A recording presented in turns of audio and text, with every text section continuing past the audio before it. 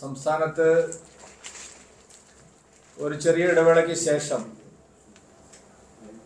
സഹകരണ മേഖലയിലെ കൊള്ളയും സഹകരണ രംഗത്തെ രാഷ്ട്രീയ അതിപ്രസരവും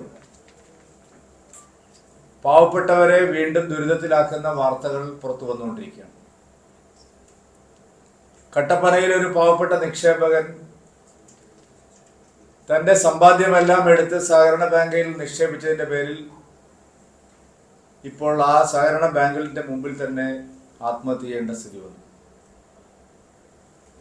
ഗൗരവമേറിയ പ്രശ്നങ്ങളാണ് കട്ടപ്പനയിലെ സഹകാരിയുടെ ആത്മഹത്യയുമായി ബന്ധപ്പെട്ട് ഇപ്പോൾ പുറത്തു വന്നുകൊണ്ടിരിക്കുന്നത്. തന്റെ സമ്പാദ്യത്തിൽ നിന്നുള്ള മുഴുവൻ തുകയും ബാങ്കിലടച്ച സഹകാരി ഭാര്യയുടെയും സഹോദരിയുടെയും ചികിത്സയ്ക്കുള്ള ചെലവ് ചോദിച്ച് പണം പിൻവലിക്കാൻ ചെന്നപ്പോഴാണ് അദ്ദേഹത്തിന് അവിടെ നിന്ന് ദേഹോപദ്രവം ഏൽക്കുകയും പിന്നീട് പാർട്ടി നേതാക്കളുടെ വലിയ ഭീഷണി നേരിടുകയും വന്നു. വളരെ വ്യക്തമായ ഒരു ആത്മഹത്യാ കുറിപ്പ് എഴുതി വെച്ചുകൊണ്ടാണ് അദ്ദേഹം ആത്മഹത്യ ചെയ്തത്. തന്റെ മരണത്തിന് ഉത്തരവാദി ഇന്ന ഇന്ന ആൾക്കാരാണ്, ബാങ്കിലെ ഇന്ന ഇന്ന ആൾക്കാരാണ് എന്ന് കൃത്യമായി പറഞ്ഞുകൊണ്ടാണ് അവിടെ ആത്മഹത്യ നടന്നിരിക്കുന്നത്. മാത്രമല്ല, പിന്നീട് മനസ്സിലായി CPM-ന്റെ ഒരു ഉന്നത നേതാവ് അതിഭീകരമായ തോതിൽ അദ്ദേഹത്തെ ഭീഷണിപ്പെടുത്തിയതായിട്ടുള്ള വിവരങ്ങളും പുറത്തു വന്നു. പക്ഷെ കേസ് അന്വേഷിക്കുന്ന പോലീസ് പ്രശ്നത്തിൽ ഉൾപ്പെട്ടത് ഉന്നതരായിട്ടുള്ള CPM നേതാക്കളായതുകൊണ്ട് ആ കേസ് അന്വേഷണം മാറ്റിമറിച്ചു. കണ്ണൂരിൽ ADM നവീൻ ബാബുവിന്റെ മരണം എങ്ങനെയാണോ തേച്ചുമാറ്റി കളയാൻ പോലീസ് ശ്രമിച്ചത്, അതുപോലെയാണ് കട്ടപ്പനയിൽ ഇപ്പോൾ സംഭവിച്ചുകൊണ്ടിരിക്കുന്നത്. ആത്മഹത്യാ കുറിപ്പിൽ പറഞ്ഞിരിക്കുന്ന വ്യക്തികളെ, ഭീഷണിപ്പെടുത്തിയ ആളുകളെ, ഇതിന് പിന്നിലുള്ള ഗൂഢാലോചനക്കാരെ ഒന്നും തന്നെ നിയമത്തിന് മുമ്പിൽ കൊണ്ടുവരാൻ പോലീസിന് താല്പര്യമില്ല എന്നുള്ളതാണ് കാണിക്കുന്നത്. മാത്രമല്ല, ആ സഹകരണ സ്ഥാപനം നിറയെ കൊള്ളയാണ്. അവിടെ നിക്ഷേപിക്കുന്ന പണം വകമാറ്റി ചെലവഴിക്കുന്നു. നാം തൃശ്ശൂർ ജില്ലയിലെ കരുവന്നൂരിലും തൃശ്ശൂർ സർവീസ് കോഓപ്പറേറ്റീവ് ബാങ്കിലും എല്ലാം കണ്ട അതേ അഴിമതി തന്നെയാണ് CPM നിയന്ത്രണത്തിലുള്ള കട്ടപ്പനയിലെ ബാങ്കിലും നാം കണ്ടത്. കരുവന്നൂരിലും തൃശ്ശൂർ സഹകരണ ബാങ്കിലും കണ്ടലയിലും മാവേലിക്കരയിലും പുൽപ്പള്ളിയിലും സംസ്ഥാനത്ത് മുഴുവൻ നടന്ന സഹകരണ കൊള്ളയുടെ മറ്റൊരു പതിപ്പ് തന്നെയാണ് കട്ടപ്പനയിലും ഉണ്ടായിരിക്കുന്നത്.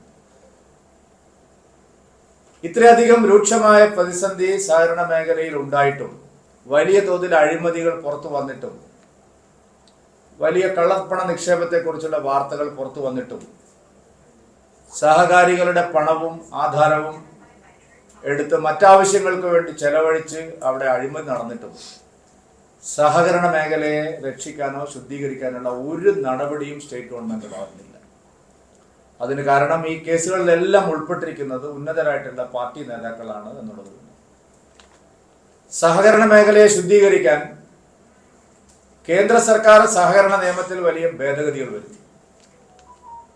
കേന്ദ്ര ഗവൺമെന്റ് പുതിയ കോഓപ്പറേറ്റീവ് മിനിസ്ട്രി രൂപീകരിച്ചുകൊണ്ട് ശ്രീ അമിത്ഷാ തന്നെ ആ ചുമതല ഏറ്റെടുത്തുകൊണ്ട് സഹകരണ രംഗത്ത് വലിയ പരിഷ്കാരങ്ങൾ കൊണ്ടുവരികയാണ്. സുതാര്യത, സത്യസന്ധത, സഹകാരികൾക്ക് കൂടുതൽ പ്രയോജനകരമായിട്ടുള്ള ട്രാൻസ്പെറന്റ് ആയിട്ടുള്ള നിയമങ്ങളെല്ലാം കൊണ്ടുവന്നപ്പോൾ കേരളം മാത്രമാണ് അതിനെ എതിരായിട്ടുള്ള ഒരു നിലപാട് സ്വീകരിച്ചുകൊണ്ട് കേരളത്തിലെ LDF-ഉം UDF-ഉം കേന്ദ്ര സർക്കാർ സഹകരണ മേഖലയുടെ കഴുത്ത് ഞെരിച്ചു കൊല്ലുന്നു എന്നുള്ള ഒരു വ്യാജ പ്രചരണം നടത്തി കേരളത്തിലെ സഹകരണ രംഗത്തെ കള്ളപ്പണക്കാരെ മുഴുവൻ സംരക്ഷിക്കാൻ രംഗത്തിറങ്ങി. അതുകൊണ്ട് ഈ കട്ടപ്പന സംഭവത്തിന്റെ പശ്ചാത്തലത്തിൽ കൂടുതൽ സഹകരണ മേഖലയിലെ പ്രക്ഷോഭങ്ങളും പ്രചാരണങ്ങളും ഏറ്റെടുത്ത് മുന്നോട്ട് കൊണ്ടുപോകാൻ കരുവന്നൂർ മോഡൽ സമരം, കണ്ടല മോഡൽ സമരം, മാവേലിക്കര മോഡൽ സമരം, പുൽപ്പള്ളി മോഡൽ സമരം സംസ്ഥാനത്തെ മറ്റ് ഇടങ്ങളിലേക്കും കൂടുതൽ ശക്തമായിട്ട് വ്യാപിപ്പിക്കണം എന്നാണ് ഭാരതീയ ജനതാ പാർട്ടി ആലോചിക്കുന്നത്. ഈ രംഗത്ത് കുറച്ചുകൂടി സഹകാരികളെ രക്ഷിക്കാൻ, സഹകരണ മേഖലയെ ശുദ്ധീകരിക്കാൻ സഹകരണ പ്രസ്ഥാനങ്ങളുടെ നിലനിൽപ്പ് ചോദ്യം ചെയ്യപ്പെടാതിരിക്കാൻ. കാരണം ഈ ആത്യന്തികമായി ഈ പ്രശ്നങ്ങളെല്ലാം കേരളത്തിലെ സഹകരണ രംഗത്തെ പ്രതികൂലമായിട്ട് ബാധിക്കും. അപ്പോൾ അതിനെ ബാധിക്കാതിരിക്കാൻ വേണ്ടിയിട്ടുള്ള വലിയ പ്രചാരണവും കേന്ദ്ര സഹകരണ നിയമങ്ങൾ സംസ്ഥാനത്ത് ശക്തമാക്കുന്നതിന് ആവശ്യമായിട്ടുള്ള നടപടികളിലേക്കും പോകണമെന്നാണ് പാർട്ടി ആലോചിക്കുന്നത്. കേരളത്തിൽ വലിയ തോതിലുള്ള കേന്ദ്ര സഹായം എല്ലാ മേഖലകളിലും, സഹകരണ മേഖല ഉൾപ്പെടെ എല്ലാ മേഖലകളിലും ലഭിച്ചുകൊണ്ടിരിക്കുകയാണ്. ഇന്നലെ 405 കോടി രൂപയാണ് കേരളത്തിലെ ഉന്നത വിദ്യാഭ്യാസത്തിന് വേണ്ടിയിട്ട് കേന്ദ്ര സർക്കാർ കേരളത്തിന് നൽകിയിരിക്കുന്നത്. പ്രധാനപ്പെട്ട സർവകലാശാലകൾ, വിദ്യാഭ്യാസ സ്ഥാപനങ്ങൾ, ഇവിടെയെല്ലാം വിദ്യാഭ്യാസത്തിന്റെ മൂല്യം വർദ്ധിപ്പിക്കുന്നതിനും അടിസ്ഥാന സൗകര്യങ്ങൾ വികസിപ്പിക്കുന്നതിനും വേണ്ടിയിട്ടുള്ള 405 കോടി രൂപയുടെ ധനസഹായം ഒറ്റയടിക്ക് കേന്ദ്ര സർക്കാർ കേരളത്തിന് നൽകിയിരിക്കുന്നു. സ്വാതന്ത്ര്യാനന്തര ചരിത്രത്തിൽ ഇന്നേ വരെ ഒരു കേന്ദ്ര സർക്കാരും കേരളത്തിന്റെ വിദ്യാഭ്യാസ മേഖലയ്ക്ക്, പ്രത്യേകിച്ച് ഉന്നത വിദ്യാഭ്യാസ രംഗത്തിന് ഒറ്റയടിക്ക് ഇത്രയധികം തുക ഒരുമിച്ച് നൽകിയ ഒരു കാലം ഉണ്ടായിട്ടില്ല. യഥാർത്ഥത്തിൽ ഇത് നമുക്ക് നേരത്തെ ലഭിക്കേണ്ടതായിരുന്നു. പക്ഷേ ദേശീയ വിദ്യാഭ്യാസ നയം നടപ്പാക്കുന്നതിൽ കേരള സർക്കാർ കാണിച്ച അലംഭാവവും താല്പര്യക്കുറവും അതിനെതിരായിട്ടുള്ള നിഷേധാത്മകമായ നിലപാടുമാണ് കേരളത്തിന് പല കാര്യങ്ങളും ലഭിക്കാതെ പോകുന്നതിനുള്ള ഒരു കാരണം. ദേശീയ വിദ്യാഭ്യാസ നയം എന്ന് പറയുമ്പോൾ അതെന്തോ BJPയുടെ അജണ്ടയാണ് എന്നുള്ള ഒരു വ്യാജ പ്രചരണം കുറച്ച് കാലമായിട്ട് ഇവിടെ നടന്നുകൊണ്ടിരിക്കുക. എന്നാൽ എല്ലാ സംസ്ഥാനങ്ങളും NEP-യിലെ വളരെ പുരോഗമനപരമായിട്ടുള്ള, വളരെ അടിസ്ഥാനപരമായിട്ടുള്ള കാര്യങ്ങളെല്ലാം നടപ്പാക്കുന്നതിൽ ഊർജ്ജസ്വലമായിട്ട് എല്ലാ സംസ്ഥാനങ്ങളും ഇടപെടുകയാണ്, എക്സെപ്റ്റ് കേരളം. NEP-ക്കെതിരായിട്ടുള്ള വലിയൊരു കള്ളപ്രചരണം ഇവിടെ നടത്തി. അതിന്റെ ഫലമായിട്ട് പല കാര്യങ്ങളിൽ നമുക്ക് പരിഷ്കാരങ്ങൾ കൊണ്ടുവരാൻ കഴിഞ്ഞില്ല. സഹകരണ രംഗത്ത് പറഞ്ഞതുപോലെ കേന്ദ്ര നയത്തിനെതിരായിട്ടുള്ള കള്ളപ്രചാരണം സഹകരണ മേഖലയെ എങ്ങനെ തകർത്തോ അതേപോലെ വിദ്യാഭ്യാസ മേഖലയിലും ഈ തരത്തിലുള്ള ഒരു പ്രചാരണത്തിന്റെ ഫലമായിട്ട് നമുക്ക് ഒരുപാട് കാര്യങ്ങൾ നഷ്ടമായി. കാശ് കിട്ടിക്കഴിഞ്ഞപ്പോൾ ഉന്നത വിദ്യാഭ്യാസ മന്ത്രി പറയുകയാണ്, ഞങ്ങളുടെ കോളേജുകളും വിദ്യാഭ്യാസ സ്ഥാപനങ്ങളും വളരെ മികവിന്റെ കേന്ദ്രങ്ങളായി നമ്പർ 1 ആയതുകൊണ്ട് ഞങ്ങൾക്ക് കിട്ടിയതാണ്. അങ്ങനെയല്ല. വിദ്യാഭ്യാസ മേഖലയെ നന്നാക്കാൻ വേണ്ടിയിട്ടാണ് ഈ പണം തന്നിരിക്കുന്നത്. കേരളത്തിലെ ഉന്നത വിദ്യാഭ്യാസ മേഖലയുടെ നിലവാരം കുറയുന്നു. സർവകലാശാലകളുടെ ഗവേഷണ വിഭാഗങ്ങൾ ആളുകൾ പൂച്ച പെറ്റ് കിടക്കുന്ന സ്ഥിതിയാണ്. അവിടെ ഒരു വിദ്യാർത്ഥിയും വരാത്ത സാഹചര്യം വന്നിരിക്കുന്നു. റെഗുലർ കോളേജുകളിൽ പോലും, പ്രസ്റ്റീജിയസ് റെഗുലർ കോളേജുകളിൽ പോലും, സാധാ ഡിഗ്രി ക്ലാസ്സിൽ പോലും പഠിക്കാൻ കുട്ടികളില്ലാതാവുന്നു. വലിയ ബ്രെയിൻ ഡ്രെയിൻ ഇവിടെ ഉണ്ടാവുന്നു. മറ്റ് സംസ്ഥാനങ്ങളിലേക്കും മറ്റ് രാജ്യങ്ങളിലേക്കും ആളുകൾ വിദ്യാഭ്യാസത്തിന് പോകുന്നു. നമ്മുടെ സർവകലാശാലകളെ ഗവേഷണത്തിനോ മറ്റാവശ്യങ്ങൾക്കോ ആരും വരാത്ത സാഹചര്യം ഉണ്ടാവുന്നു. വിദേശ സർവകലാശാലകളുടേക്ക് ആളുകളുടെ പ്രവാഹം, ആ തടസ്സം, ആ പ്രശ്നം പരിഹരിക്കാൻ വേണ്ടിയിട്ട് വിദേശ സർവകലാശാലകളുടെ ഓഫ് ക്യാമ്പസുകൾ ഇവിടെ വേണമെന്ന് പറഞ്ഞപ്പോൾ പഴയ കമ്പ്യൂട്ടർ വിരുദ്ധ സമരം പോലെ SFIക്കാരെയും DYFIക്കാരെയും കൊണ്ട്, കുഞ്ഞാടുകളെ കൊണ്ട് ചുടുചോറ് മാന്തിക്കുന്നു ഒരു ഭാഗത്ത്. അപ്പോൾ നമ്മുടെ കുട്ടികൾക്ക് ഇവിടുത്തെ ഓഫ് ക്യാമ്പസുകളെ സമീപിക്കാൻ സാധിക്കുന്നില്ല. വിദേശത്ത് കൂടുതൽ പണം കൊടുത്ത് പഠിക്കേണ്ട സാഹചര്യം വരുന്നു. കേരളത്തിലെ സർവകലാശാലകളിൽ ആളുകൾ വരാത്ത സ്ഥിതിയാണ്. അതിൻ്റെ നിലവാര തകർച്ച, വൈസ് ചാൻസലർമാരെ, ഫാക്കൽറ്റീസിനെ, പ്രൊഫസർമാരെ ഒക്കെ നിയമിക്കുന്നതിൽ രാഷ്ട്രീയ പാർട്ടിയുടെ ഓഫീസിൽ നിന്നുള്ള ഇന്ത്യയിൽ ഒരു സ്ഥലത്തും കാണാത്ത തരത്തിലുള്ള പൊളിറ്റിക്കൽ പാർട്ടി കത്ത് കൊടുത്താൽ പ്രൊഫസർമാരാവുന്ന, പ്രിൻസിപ്പൽമാരാവുന്ന, VCമാരാവുന്ന ഒരു നാട് കേരളം മാത്രമേ ഉള്ളൂ. അപ്പം ഇതിനെല്ലാം ഒരു പരിഹാരം ഉണ്ടാവേണ്ട ആവശ്യമുണ്ട്. എന്തായാലും കേന്ദ്ര സർക്കാർ വലിയ തോതിലുള്ള സഹായമാണ് കേരളത്തിന് ഇപ്പോൾ നൽകിയിരിക്കുന്നത്. ഇതിനെ മാതൃകാപരമായി ഉപയോഗിക്കുകയാണ് വേണ്ടത്. അല്ലാതെ വെറും മേനി പറച്ചിൽ കൊണ്ട് കേരളത്തിലെ വിദ്യാഭ്യാസ രംഗം ശുദ്ധീകരിക്കപ്പെടില്ല. അപ്പോൾ ഇത്തരത്തിലുള്ള കേന്ദ്ര നടപടികൾ കൂടുതൽ ചർച്ചയാവുന്നതിന് വേണ്ടിയിട്ട് ഞങ്ങൾ പ്രചാരണങ്ങൾ സംഘടിപ്പിക്കും. ഭാരതീയ ജനതാ പാർട്ടി തദ്ദേശ തെരഞ്ഞെടുപ്പിനെയും വരുന്ന നിയമസഭാ തെരഞ്ഞെടുപ്പിനെയും നേരിടുന്നതിന് വേണ്ടി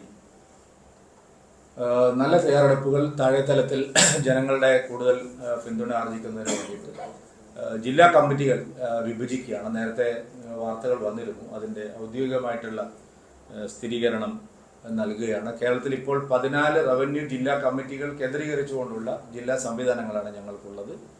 ഞങ്ങളിത് 30 ജില്ലാ കമ്മിറ്റികളായിട്ട് വിഭജിച്ച് കൂടുതൽ യൂണിറ്റുകൾ ചെറുതാക്കുകയാണ്.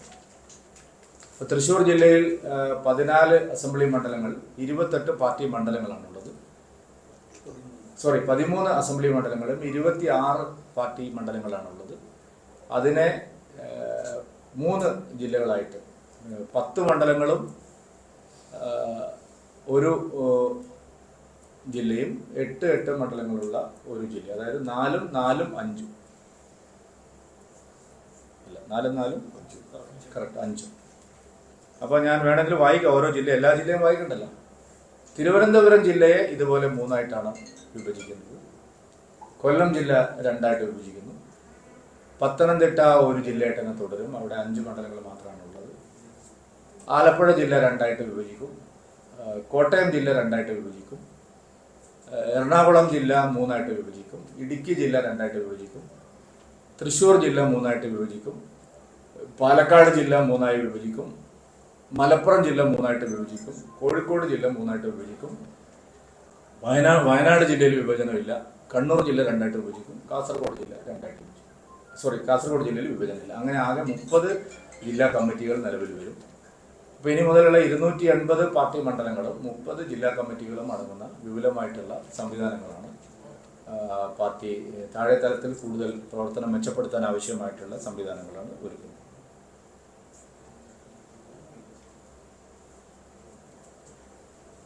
ഈ കഴിഞ്ഞ ദിവസം CPM-ലെ പോളിറ്റ് ബ്യൂറോ അംഗം വിജയരാഘവൻ പറഞ്ഞത് ഈ പ്രിയങ്കയുടെ മുന്നിലും പിന്നിലും വർഗീയ ചേരികളാണ്, ആ അല്ല, പ്രിയങ്കയുടെ മുന്നിലും പിന്നിലും മാത്രമല്ല, വിജയരാഘവന്റെ മുന്നിലും പിന്നിലും ഉള്ളതും വർഗീയ ശക്തികൾ തന്നെയാണ്. പ്രിയങ്കയുടെ മുന്നിലും പിന്നിലും വർഗീയ ശക്തികളാണ് എന്നുള്ളത് ഒരു പുതിയ കാര്യമല്ലല്ലോ. എന്താ ഇപ്പോ ഒരു വെളിപാട് വിജയരാഘവന് തോന്നാൻ കാരണം? ഈ 2 മുന്നണികളും കേരളത്തിൽ വർഗീയ ശക്തികളെ കൂട്ടുപിടിച്ചുകൊണ്ടാണ് തെരഞ്ഞെടുപ്പ് പ്രചാരണം നടത്തുന്നത്. വർഗീയ ശക്തികളാണ് അവരുടെ ആകെയുള്ള കൈമുതൽ.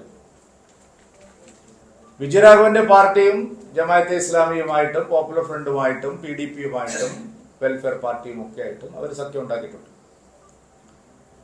ഓരോ തെരഞ്ഞെടുപ്പിലും മാറി മാറി LDF-ഉം UDF-ഉം അവരവരുടെ സൗകര്യം അനുസരിച്ച് വർഗീയ ശക്തികളുമായിട്ട് ചേർന്ന് പ്രചാരണം നടത്തിയത്.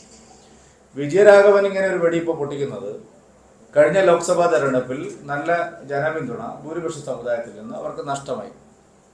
അപ്പൊ അത് തിരിച്ചു പിടിക്കാൻ വേണ്ടിയിട്ട് ഇങ്ങനെയുള്ള കുറെ വെടികൾ പൊട്ടിക്കും. പക്ഷെ പാർട്ടിക്കകത്തെ ആളുകൾ അത് സമ്മതിച്ചു കൊടുക്കില്ല. ഇപ്പോൾ മെക്സവനെതിരായിട്ട് വലിയ പ്രചാരണം CPM നടത്തി. മെക്സവൻ വ്യായാമ കൂട്ടായ്മ പോപ്പുലർ ഫ്രണ്ടിന്റെ ഒരു ഉപോൽപ്പന്നമാണ്, ജമാഅത്തെ ഇസ്ലാമിയുടെ പിന്തുണ അതിന് ലഭിക്കുന്നു. 72 മണിക്കൂർ കഴിയുന്നതിന് മുമ്പ് പറഞ്ഞ ആൾ വിഴുങ്ങിപ്പോയി. എന്താ കാരണം? മുഹമ്മദ് റിയാസും സംഘവും എല്ലാം ചേർന്ന് ആ പറഞ്ഞ ആൾക്കെതിരായിട്ട് ശക്തമായ നില സ്വീകരിച്ചു. പാർട്ടിക്കകത്ത് ഇപ്പോൾ പല സ്ഥലത്തും നടന്നുകൊണ്ടിരിക്കുന്നത് PFI നിരോധനത്തിന് ശേഷം ആ PFI-കാരെ എങ്ങനെ പാർട്ടി സഖാക്കളാക്കാം എന്നുള്ള ആലോചനയിലാണ് CPM-ൽ ഒരു വിഭാഗം ഏർപ്പെട്ടിരിക്കുന്നത്. കൊല്ലത്തും ആലപ്പുഴയിലും ഒക്കെ നമ്മൾ കണ്ട വിഭാഗീയതയുടെ ഒരു മൂല കാരണം ഇത് തന്നെയാണ്. കണ്ണൂരിലും കോഴിക്കോട്ടും എല്ലാം ഇത് കാണാം. അപ്പോൾ അത് ഒരു വിഭാഗം വളരെ ശക്തമായിട്ട് PFI ഉൾപ്പെടെയുള്ള തീവ്രവാദ സംഘടനകളെ കൂട്ടുപിടിച്ചുകൊണ്ട് അവരെ പാർട്ടിയിലേക്ക് ആൾക്കാരെ ചേർക്കുകയാണ്. ഈ ലീഗും DYFI തമ്മിലുള്ള മത്സരം തന്നെ അതിനു വേണ്ടിയിട്ടാണ്. PFI നിരോധനത്തിന് ശേഷം അവരുടെ അണികളെ ആർക്കാണ് കൂടുതൽ കിട്ടുന്നത്. അതേസമയം ഞങ്ങൾ ഇപ്പോൾ കുറച്ച് മതനിരപേക്ഷത ചൂണ്ടിക്കാണിക്കുന്നതെന്നൊക്കെ പറയാൻ വേണ്ടിയിട്ട് ഇങ്ങനെ പറഞ്ഞുകൊണ്ടിരിക്കുക, അതൊന്നും വിജയിക്കില്ല. CPM-ന് ഒരാത്മാർത്ഥതയും ഇക്കാര്യത്തിലില്ല. ഞങ്ങൾ ഈ കാര്യത്തിൽ ഉറച്ച നിലപാട് ഞങ്ങൾക്കുണ്ട്. ഭൂരിപക്ഷ സമുദായത്തെ വഞ്ചിക്കാനുള്ള ഒരു കുറുക്കൻ തന്ത്രം മാത്രമാണിത്. CPM-ന്റെ മതനിരപേക്ഷത എന്ന് പറയുന്നത് ഒരു കള്ളത്തരമാണ്. യഥാർത്ഥത്തിൽ ഒരു നിലപാടും അവർക്ക് ഇക്കാര്യത്തിലില്ല. അവര് ഒരു അഴകുഴമ്പൻ സമീപനമാണ് ഉള്ളത്. അവർക്ക് ഒരു ക്ലാരിറ്റി ഈ വിഷയത്തിലില്ല. വർഗീയ ശക്തികളോടുള്ള നിലപാടിൽ എന്തു വേണം എന്നുള്ള കാര്യത്തിൽ ഒരു നിലപാടും അവർക്ക് ഇല്ലാതായിരിക്കുന്നു എന്നുള്ളതാണ് ഇപ്പോൾ സംഭവിച്ചുകൊണ്ടിരിക്കുന്നത്. വലിയ ആശയപാപ്പരത്വമാണ് ഈ സമ്മേളനത്തിന്റെ പല ഘട്ടങ്ങളിലും ഉയർന്നു വരുന്നത്. ആശയപരമായിട്ടുള്ള വലിയൊരു ഭിന്നിപ്പിന്റെ ഒരു അപജയത്തിന്റെ ലക്ഷണങ്ങളാണ് കണ്ടുകൊണ്ടിരിക്കുന്നത്.